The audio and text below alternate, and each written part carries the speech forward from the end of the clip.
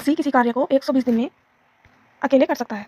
तो क्वेश्चन में पूछा गया है कि बी सी से 2 गुना और ए बी से 3 गुना कुशल है, वे एक साथ मिलकर कार्य को कितने दिन में पूरा कर सकते हैं। तो यहाँ पे सी कितने दिन में काम कर रहा है? 120 दिन में। अब जिससे पूछा जाएगा उसको हम 1 मान लेंगे। तो सी से पूछा गया है तो सी को 1 मान लेंगे। बी कितने गुना है?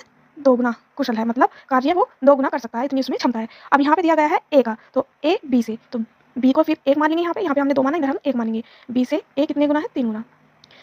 अब हमारा जो यहाँ पे बी का आया रेशियो वो 1 आया, यहाँ पे 2 आया, तो इन दोनों को कॉमन लेने के लिए हम 2 में मल्टीप्लाई करेंगे। तो यहाँ पे 3 दूनी 6 और 2 एकम 2।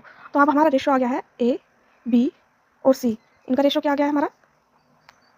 ए का यहाँ पे दे रखा है 6, तो यहाँ पे आ गया है 6। बी का दे रखा है दोनों जगह 2 और सी का आ गया है 1।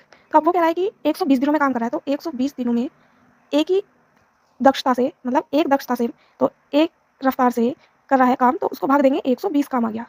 अब इसको तीनों मिलकर कितने दिन में करेंगे? तो अब हमें क्या करना होगा?